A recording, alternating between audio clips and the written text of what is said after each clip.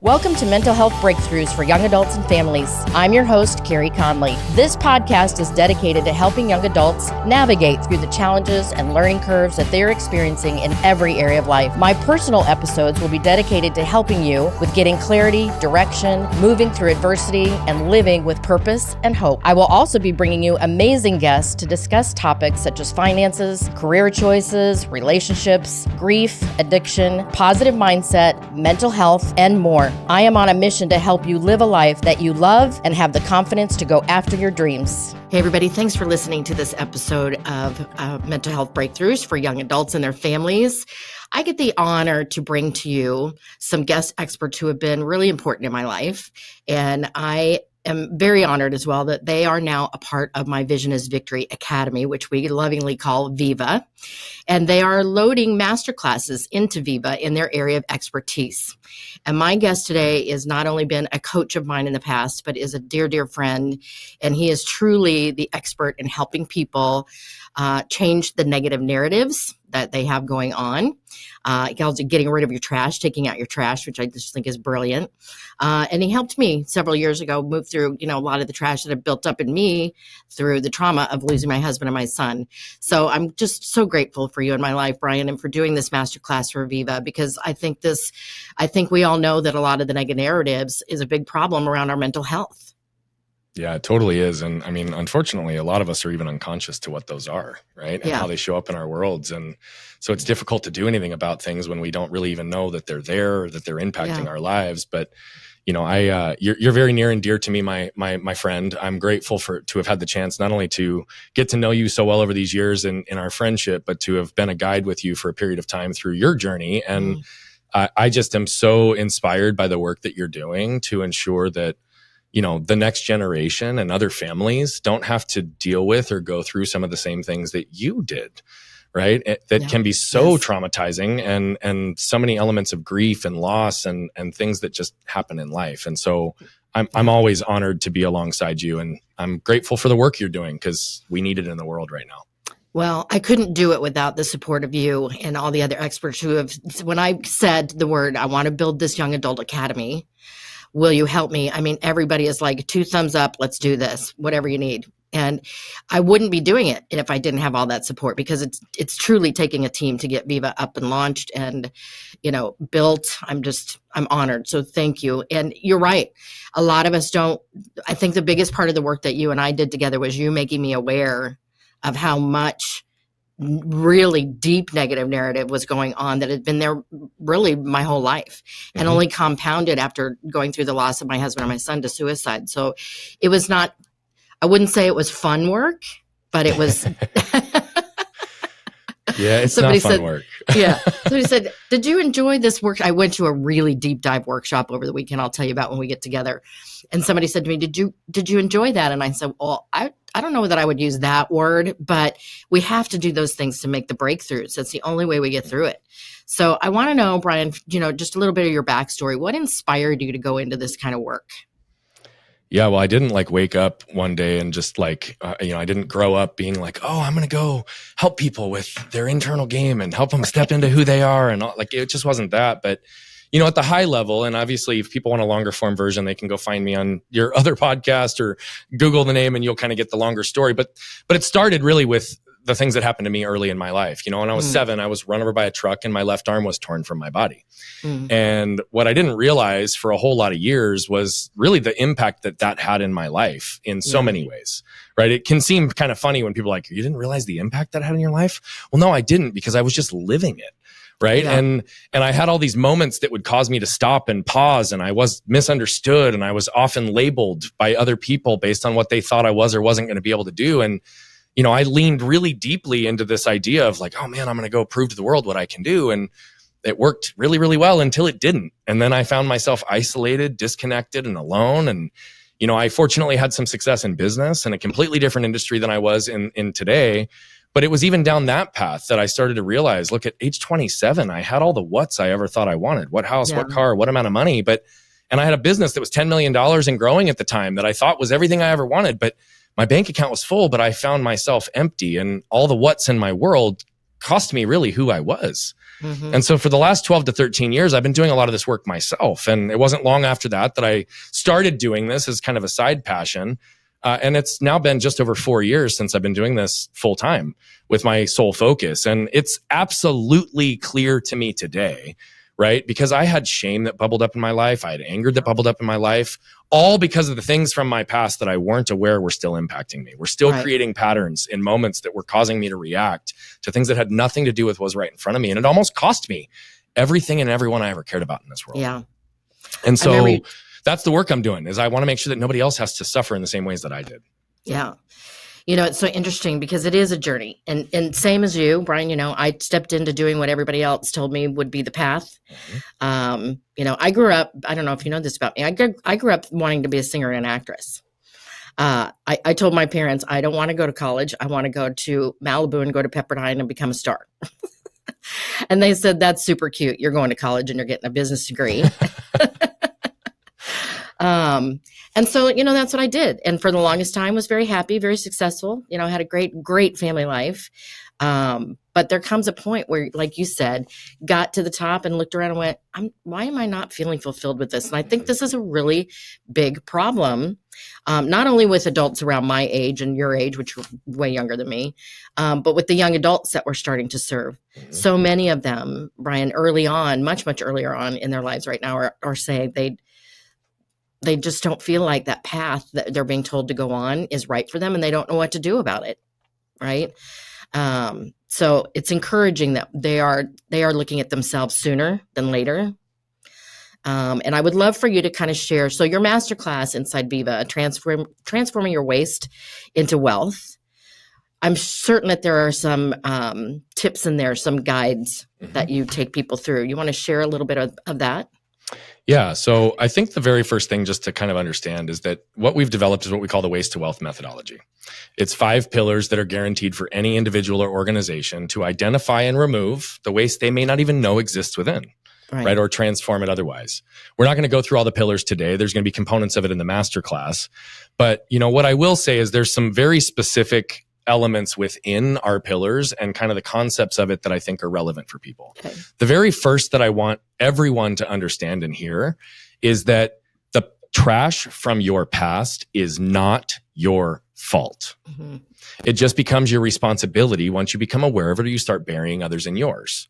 Why I say that and why I bring that up right out of the gate is because the majority of people who go down these paths ultimately just become more aware of all the ways they should be judging themselves versus understanding pragmatically what to do about it. Right. And the very second that we drop into the shame and blame and start actually kind of going down that same cycle, right, we lower our frequency, we lower our opportunity, and opportunity for growth just evaporates. Yep. So the very first thing that I always teach, and it is our first pillar, I won't go into into too much depth on this, is it's awareness. And it's not done from a cliche perspective. It's literally finding ways to become more aware of the way things have moved through our bodies, what situations have taken place in our world, what intellectual and emotional narratives might exist, what beliefs were formed in these ways that cause us to show up in certain ways in our lives, right? These beliefs that our lives have only further validated. And sometimes it's just giving people the opportunity to see something for the very first time. I'll give an example, right? For me, I didn't even know that I was an angry person. And most people in my life didn't know I was an angry person. So my wife would say something as simple as this: "Hey, honey, what do you want to do with the kids this weekend?" But my shame and my anger filter would cause me to hear it this way: "Hey, honey, you've not done enough to be a good husband and father here recently. So what are you going to do to make up for it this weekend?"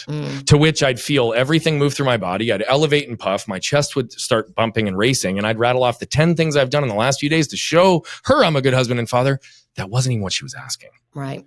And so the very first thing is that we need to start to become aware of our actions. How are they being interpreted? How are they being demonstrated? Right. Because so many people find themselves in situations where they have an intent and their intent is not seen, understood, or received. Right. It's their actions. And so that is one of the things that I always have to say is until I was aware that I was in a reactionary state and I wasn't hearing what was actually being said accurately, then I'm always going to defend. I'm always going to react. I'm always going to justify down that path because I can't be intentional of something that I can't see. Right. And so this becomes really important because this is the other side of this.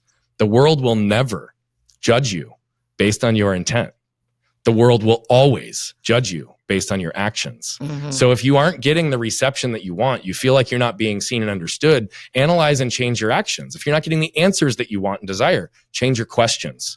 The reality of it is we're trying to bring useful information in that we can utilize to move ourselves forward in our path. This isn't to just sit in our garbage and our trash perpetually. This is about sitting it only long enough until it points us towards what's important. And that's when we need to start to be able to take steps forward. Yeah, there's a bunch of other stuff that you'll learn in the masterclass, but at a high level, those are the first things I want people to hear. It's not your fault, but we do need it. Was such a game changer for me when I learned this in my first business, Brian. I had a team of people, obviously. I was in network marketing, so I would bring people in, right? And there was one woman a couple of them actually, that I brought into my team that from the get-go, our relationships were like really, what's the word I'm looking for? There was a lot of resistance, right? And this went on for like 4 or 5 years. Until finally I had somebody really wise like you say to me one day, why do you think you're allowing this? And I had to really, for my first reaction was, did you hear anything I said to you about this person? And she said, yes, but I want to know why you are allowing that. And so I had to really look at this like a science project and go, you know what, why am I allowing that? And what I realized was like you, I had baggage that what I heard from what them saying to me, I filtered in a different way. Yeah. Right. And so I had to go to these people, and my husband would use the term follow my sword. And how I did that is I said, hey, I want you to know that first I had to own my responsibility in it and say, I'm sorry for allowing this. And you don't know this, but because of my baggage, I've been filtering our relationship this way when I know you didn't. And it's a game changer because they don't realize it either. They don't. So yeah, this has been huge for me in my healing journey for sure. Yeah, so I'm so glad you're talking about it. It's one of the things that we talk about, and we won't go into detail on it right now, but it's like we all seek and desire 4 things, right? We all want to feel safe. We all want to feel protected, and those aren't the same thing. We all want to feel seen and understood, and we all want to feel connected, right? But the second we don't feel seen and understood or connected or protected, what do? We protect ourselves, right? So this will be a quick little analogy for folks to just imagine, but if you know those 35-gallon black trash bags for the outdoor bins, imagine grabbing onto the flat one, holding up on each corner and lift it up in front of your face. This is now your armor. Armor protects pain, right? Armor is there designed to protect us, right? So that's what we're doing. So whether you go to a networking event where everybody's handing out business cards and everyone wants something from you or instead of for you, you head back to your family's house for the holidays and your dad, your grandma, and your aunt always look at you a certain way, so you start anticipating it, or any number of situations that you know you're a little more reserved and not as open as you would be, you're holding that armor. So then the question becomes, how could you properly expect anyone in your life, especially your loved ones, right? Your spouse, your kids, your family, right? But especially clients or coworkers or business partners, to see who you are, what you're willing to do, what you're not willing to do, your heart, your soul, your desire, your intent, your boundaries, your value, your worth, delivered through an opaque force field. And that's assuming that they're not carrying their own that's going to further dilute the message. And so this is one of the core elements that trash causes us to do, is to protect ourselves. But what we also know is that the second we protect ourselves, we disconnect ourselves from the 2 things we want most, which is to be seen and understood and to be connected. And we disconnect ourselves from who we are and what we want in this world. So, you know, you're right. It's not fun work, but it also is some of the most meaningful work that we'll ever do. And when people say, Brian, I don't know if I want to sit in my garbage any longer. Why would I want to do that? Why do I want to go through the process? It's not fun. The question becomes, well, if you drop your wedding ring in the trash can, would you reach in to get it? And if so, why? Right? If you had a family heirloom that has been in your family for generations, that has deep meaning and sentiment to you, and you accidentally dump it into a dumpster, would you jump in and dig through all the muck and the yuck to pull it out? And if so, why? Right? Any number of the things that are important to you, right? A memorial from your kids, the keys to your house, your car, your business. Would you reach in and get them? And if you're willing to do that in the physical world, why aren't you willing to do it inside? Because your greatest treasures are buried behind and formed behind all that trash pressure. You just got to dig long enough to find it. Yeah. And hopefully you don't have to be like me where God like hit you over the head with a 2x4 or something, to make you really deal with it. And that's what happened. I went to an event this past weekend, and what I thought it was going to be turned into something completely different, Brian. And it was a lot of emotion, a lot of bubbling up, a lot of transparency in front of a group of people I did not know, totally outside my comfort zone. Yeah. But it helped me make some breakthroughs. And, God knows this about me. He's got to put me in a circle of people. And, but you're so right. because I, like you, want to make such a bigger impact in this world, especially with the young adults that I'm working with. And I know you have a heart for them too, that if I can't deal with my stuff and heal, I can't help them either. Right. That's right.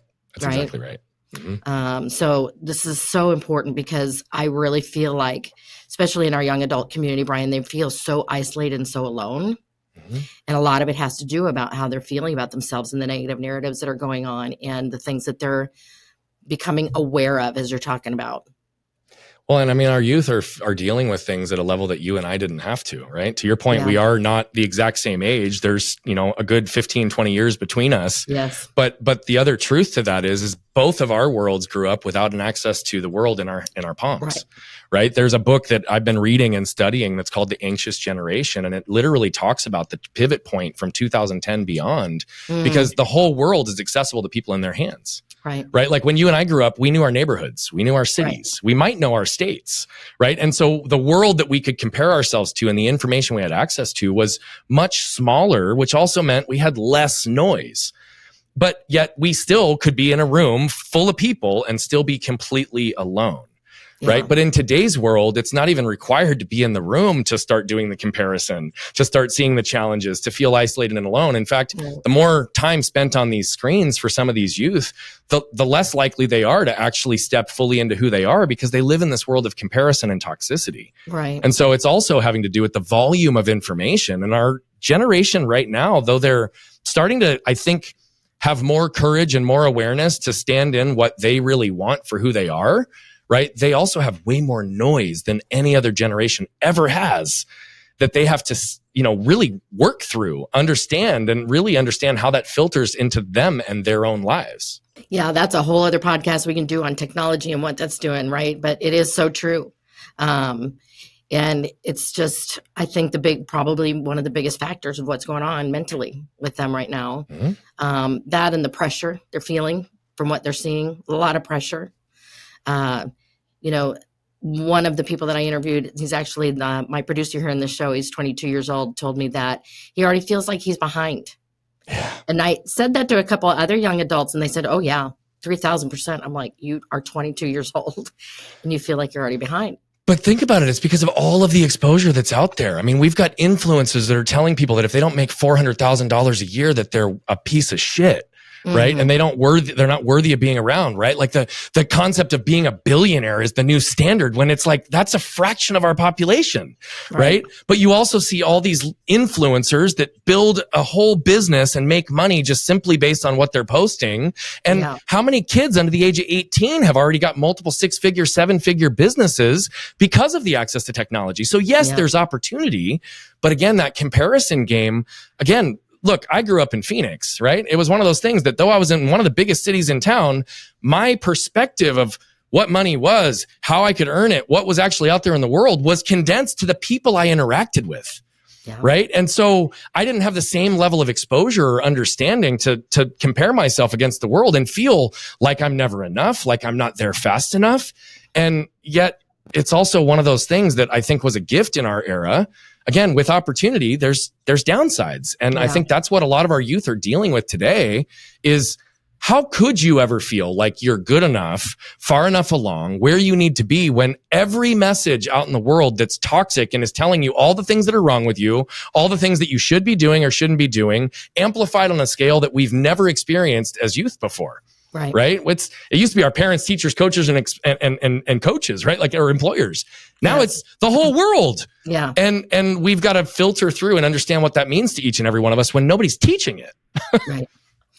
Yeah, it's a lot. And, now that I'm a grandmother, I look at my grandsons and think, oh, how are we going to balance this? But as my daughter keeps reminding me, I'm not the mom, Brian. Yeah, well, that's true. Right. That is true. Yeah. Yeah. So I know that you're going to pack a lot more in the masterclass that you did for Vivo, but give us one more resource that you'd like to share, especially for young adults, to help them move through, unpacking their negative narratives and healing through that. Yeah. So that's a really, really simple one that I think is just to help center people in who they are and what really lights them up. I just want you to write down 2 lists. On one list, I want you to write down all the people, places, sources of information, and environments that leave you feeling uplifted, that give you energy, that give you light, that make you feel connected, that make you feel and experience joy and all the things on the top side of that spectrum of emotions, right? Those situations where you could spend 8 hours doing something, but it felt like one because you're in flow and you love it. You can't wait to get back to see those people, do those things, or be in those environments again. Write down that list with absolute clarity. Then I want you to do a counter list. I want you to write down all the people, places, sources of information, and environments that leave you feeling depleted, defeated, unworthy, disconnected, all those low frequency elements of emotion, scarce, right? Guilty, whatever the case may be. If you are not feeling uplifted in there, I want it on this other side of the list, right? It's those situations where, man, 1 hour in, you're banging your head against the wall and you can't imagine spending another 7. You don't want to be around those people. They make you feel like shit all the time, yet you have to, or you go and see them. Just the simple step of awareness in writing down those 2 lists, I want you to start to incrementally reduce, refine, or remove as many of the things on the negative side of the list as possible. Just that one action and activity will align you closer to who you are authentically and the things that light you up individually and inside, right? And if we can start to recognize the power in that, we can put ourselves into environments and surround ourselves with people that, again, allow us to be more of our authentic selves and push us down those paths. Yeah. You know, that's one really simple, basic tool that I would give to anybody and everyone. You know, the other side of this, and I would say that I'll give more detail on this, but everyone who's listening to this knows what it feels like to be triggered. They may not have all of the detail. They may not have all of the understanding as to what's there, right? And we'll give more insight into the Viva Masterclass to help unpack that. But if you know what it feels like to be triggered, you already know that when you get triggered, your armor goes up. It causes reactions. Right. What I want you to do is I want you to pause, take a breath, and ask yourself 3 questions the next time you find yourself in that situation. The first question is what I'm reacting to right now due to what's right in front of me, or the trash from my past? Little secret, 99% of the time it's the second one, okay? The second question is, what am I protecting right now? You know, the example I gave with my wife where I reacted to the question that she asked, what was I protecting? I was protecting the fact that being a good husband and father is something that's really important to me. Yeah. And because of how I heard what she said, even though that's not what she said, what was I defending? I was defending the fact that I'm a great husband and father, and I'm rattling off all the things I need to do to prove that to her, right? But if I can recognize what am I protecting right now, then I can also give myself the ability to neutralize and reduce or lower my armor in that moment, right? Because if I know that what I'm reacting to has nothing to do with what's right in front of me, and I know what I'm starting to protect, then at least I can start to give a little bit of understanding to it. The last question, if those 2 haven't helped you separate in that moment and be more present in that moment, is, am I safe right now? Am I safe mentally, emotionally, spiritually, and physically? In most situations in our life, the answer to that is yes, right? And so if you can answer yes to I am safe right now, then take another deep breath and try to put yourself back into that moment and see what's really going on in front of you. Yeah. This is so good because this is like adulting, big time. This is learning how to manage your emotions. And I think that's the biggest step into becoming a mature adult and mentally healthy, is being, you know, taking responsibility and pausing, not reacting, and unpacking it and seeing, where is this really coming from? You know, you touched on something I want you to just expand on for a couple minutes, Brian, on, okay, if you become aware that there are people in your life that don't lift you up, and I do a whole exercise called the front row thing, that if you have people in your life that are below a 9 or 10, that are draining you, not believing in you, they're toxic, the relationship's not good, it can be challenging because sometimes those people you are related to, married to, given birth to. So what would be one tip that you would give somebody on how to put boundaries around that relationship or altogether remove it? Yeah. So I always say that armor protects pain, and boundaries are a communicated contract that exists based on your clear existence.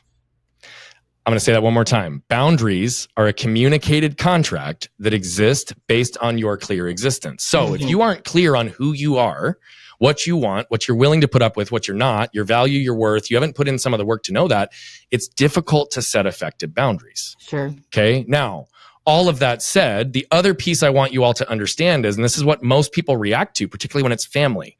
Okay. When someone is actually attempting to set and hold you in a boundary, it means they're attempting to keep you in their life, not to remove you from their life. They're attempting to set a boundary which will make that more accessible and more tolerable. So can it be challenging? Of course it can. But a boundary can look as simple as this, right? Like, let's say you don't like how your dad or your mom talks to you. You could literally just say, when you get to the age and appropriateness where this is the time to do so, you could literally say, like, Mom, Dad, I love you and I love to be around you, but the way that you talk to me makes me feel really shitty about myself. And I would appreciate if you didn't speak to me in that tone or say those types of words to me, because it's not a way that I feel or experience love from you. In fact, it makes me feel like I'm not good enough.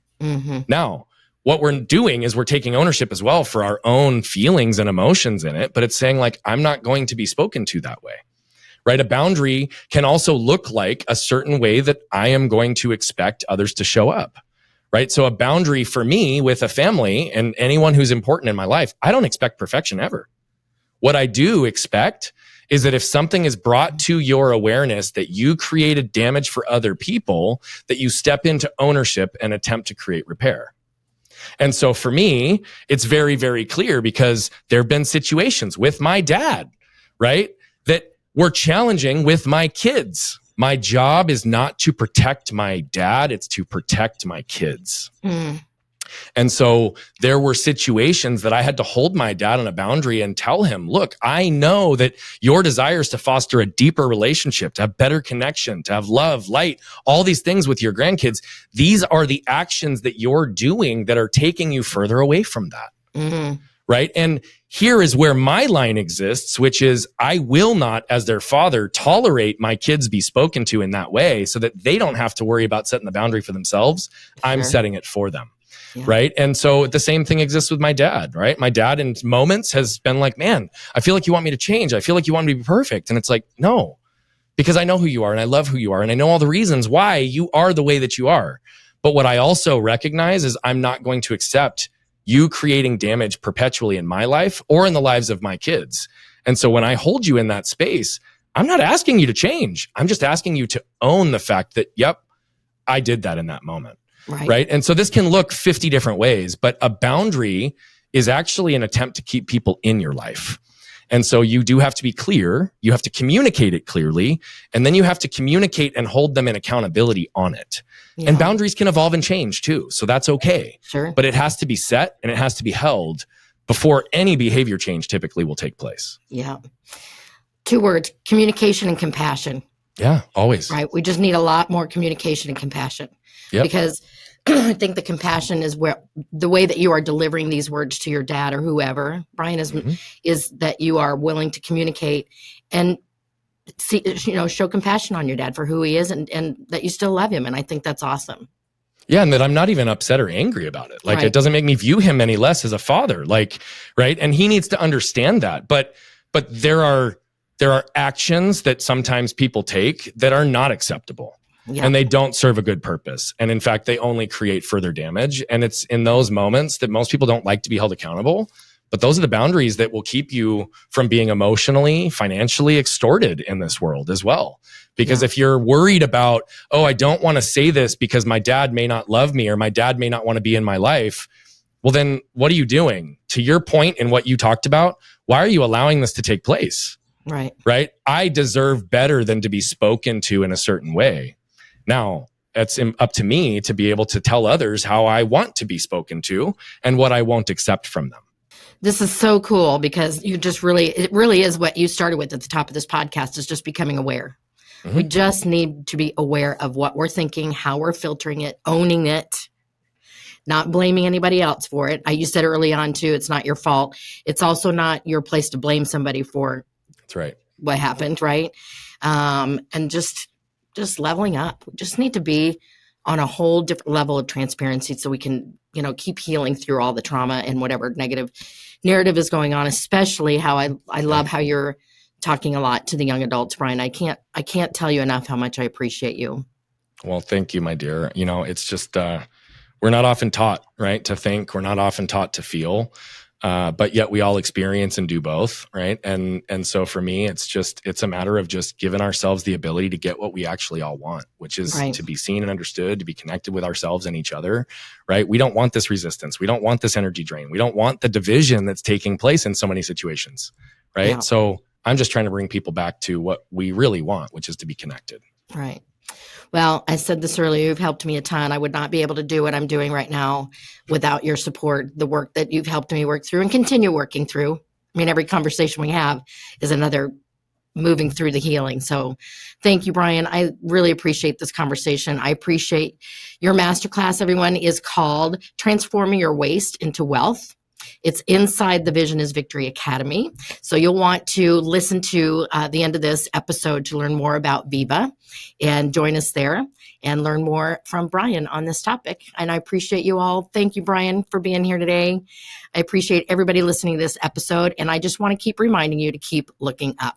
Design the life you've always dreamed of with Viva, Vision is Victory Academy. Join us and discover how to transform your vision into victory. Whether you're seeking clarity, resilience, or a path to personal growth, Viva is here to guide you every step of the way. Don't wait for life to happen to you. Make it happen with Viva. Sign up today at visionisvictoryacademy.com and take the first steps towards a life of purpose and passion. Your future self will thank you.